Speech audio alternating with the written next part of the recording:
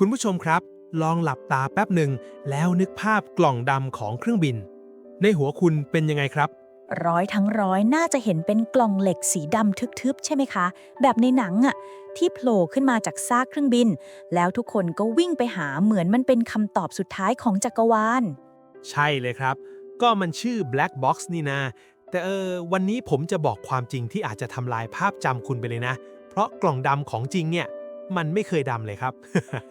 ถูกต้องค่ะความจริงคือมันเป็นสีส้มจี๊ด International Orange แบบถ้าวางบนโต๊ะนี่คือแสบตาจนต้องร้องขอชีวิตแน่นอนค่ะ เดี๋ยวแล้วถ้ามันส้มขนาดนั้นทำไมโลกทั้งโลกถึงพร้อมใจกันเรียกมันว่าดำมาตั้ง60-70 ปีล่ะครับเนี่ย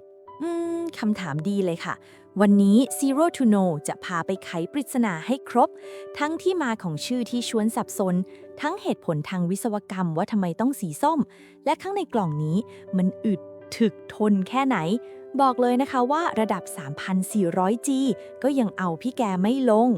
เอาล่ะ เริ่มจากสิ่งที่คนเข้าใจผิดก่อนเลยนะคะ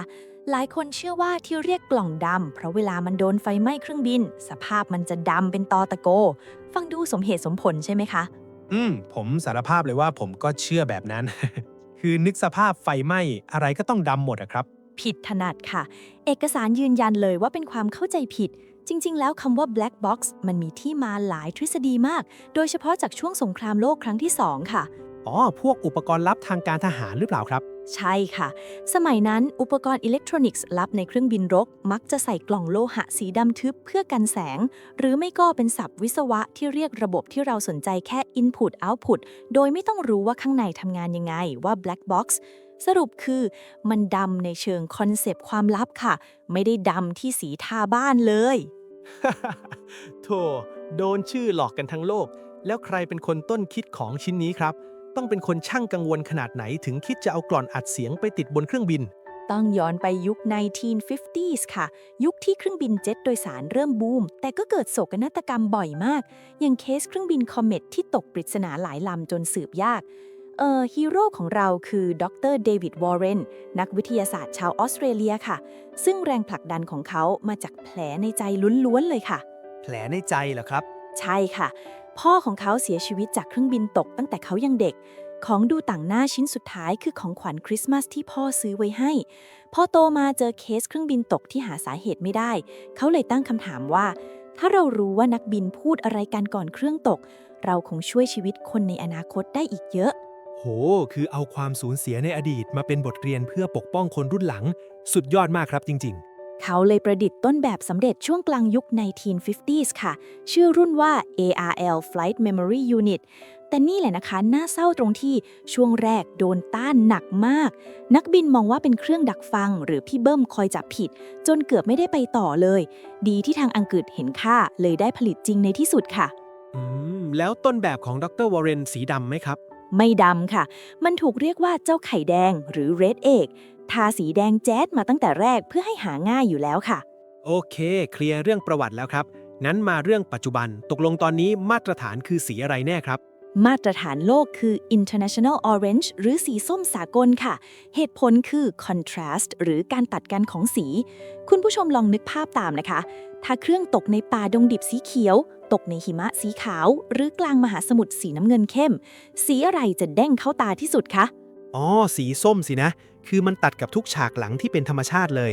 ถูกต้องค่ะ เพราะเวลาค้นหาจริงมันคือการแข่งกับเวลา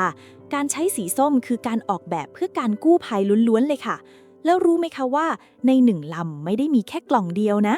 อ้าว ผมนึกว่ารวมทุกอย่างไว้ในกล่องเดียวสิครับ ปกติจะมี 2 กล่องแยกกันทำงานค่ะ 1 คือ CVR หรือ Cockpit Voice Recorder บันทึกเสียงในห้องนักบิน เสียงคุย เสียงปุ่มกด หรือแม้แต่เสียงลมหายใจ 2 คือ FDR หรือ Flight Data Recorder บันทึกข้อมูลการบิน ความเร็ว ความสูง องศาปีก เป็นพันๆค่าเลยค่ะ เข้าใจแล้วครับ CVR คือหู ส่วน FDR คือสมอง เป๊ะเลยค่ะ และความโหดคือเจ้า2 กล่องนี้ต้องผ่าน torture test หรือบททดสอบการทรมานก่อนจะเอาไปติดบนเครื่องบิน ต้องทนไฟไหม้ 1,100 องศาเซลเซียสได้เป็นชั่วโมง ทนแรงดันน้ำลึก 6,000 เมตร หรือประมาณ 20,000 ฟุต และไฮไลท์คือ ทนแรงกระแทกได้ 3,400G เดี๋ยวนะคุณผู้ชม 3,400G คือคนเราโดนรถชนแรงๆ หรือนักบินขับไล่โดนแค่ 9G ก็น่ามืดสลบแล้วนะครับ อันนี้ 3,400G คือเหมือนเอาขีปนาวุธยิงอัดกำแพงเลยนะ ใช่ค่ะ คือถ้าเครื่องบินแหลกเป็นจุนกล่องนี้ต้องรอด และเขามักจะเอามันไปไว้ส่วนหางเครื่องบิน เพราะสถิติบอกว่าส่วนนี้รอดจากการกระแทกได้มากที่สุดค่ะ ฟังดูเหมือนสีส้มคือคำตอบสุดท้ายแล้วนะครับ แข็งแรงขนาดนี้ สีเด่นขนาดนี้ ยังไงก็หาเจอสินะ แต่นี่แหละค่ะจุดหักมุม ลองคิดดูว่าถ้ามันจมลงไปก้นมหาสมุทรลึกๆ ต่อให้ส้มแค่ไหนก็มองไม่เห็นจริงไหมคะ มืดตึกตือเลย อ้าวจริงด้วยนะ แล้วเขาหากันยังไงครับ พระเอกตัวจริงคืออุปกรณ์เล็กๆ ที่ติดอยู่กับกล่องดำเรียกว่า ULB หรือ Pinger พอเจ้าตัวนี้แตะน้ำปุ๊บ มันจะส่งเสียงคลื่นอัลตราโซนิกความถี่สูงออกมาเป็นจังหวะ เพื่อตะโกนบอกทีมค้นหาว่า ฉันอยู่นี่ ฉันอยู่นี่